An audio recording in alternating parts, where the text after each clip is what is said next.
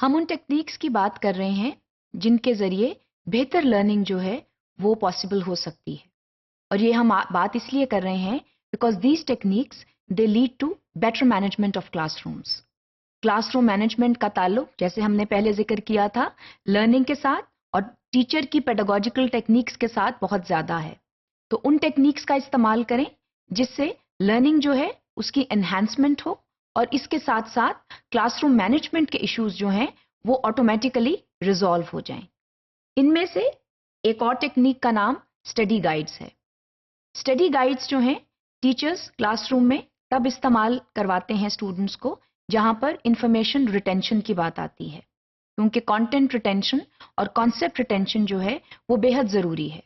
اور اس میں یہ بہت ضروری ہے اور یہ اہم ہے کہ اسٹوڈنٹس جو ہیں وہ پراپر طریقے سے کانسیپٹس کو نہ صرف سمجھیں بلکہ ان کو ریٹین کریں.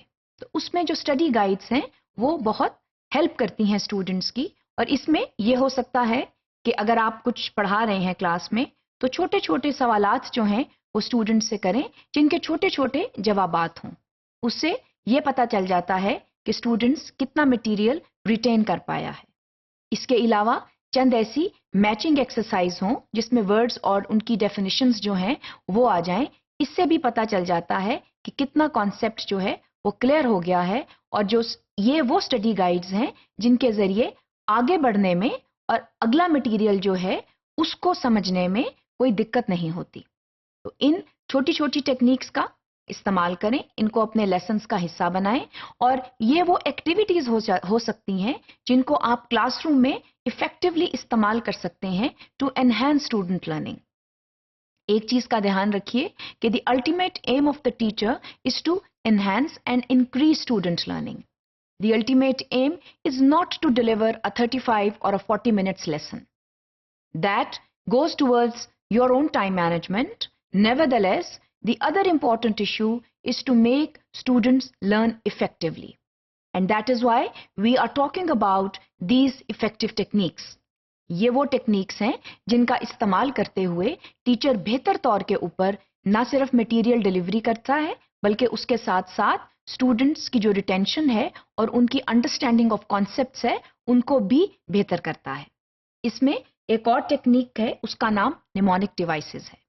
نیمونک ڈیوائسز بھی ایک انفارمیشن ریٹینشن ٹیکنیک ہے، اور اس کے ذریعے بھی اسٹوڈنٹس جو ہیں وہ ایسے ورڈس یا ایسے کانسیپٹس جو کہ ان کے لیے یاد رکھنا ممکن نہیں ہوتے، آسانی کے ساتھ وہ یاد کر لیتے ہیں. یہ انفارمیشن ریٹینشن ٹیکنیکس جو ہیں ان کو بھی آپ کے کلاس روم کا حصہ ہونا چاہیے، اور یہ کسی خاص سبجیکٹ میں استعمال نہیں ہوتے. یہ جو ہیں ہر سبجیکٹ میں استعمال ہوتے ہیں. ڈپینڈ یہ کرتا ہے کہ وہ ایسے کون سے نیمونک ڈیوائسز ہیں جو کہ آپ نے یوز کرتے ہوئے کانسیپٹس کو بہتر طریقے سے ریٹین کروانا ہے. So that is very important. اس میں ہوتا یوں ہے کہ اس میں جو انفارمیشن ہے اس کی ایکوزیشن آسان ہو جاتی ہے. اس میں آپ کو ایک چھوٹی سی مثال یہ دیتی ہوں کہ جس طرح ایک لفظ پرنسپل ہے، principal which ends with PAL and principal which ends with PLE، دونوں کا مفہوم جو ہے وہ مختلف ہے.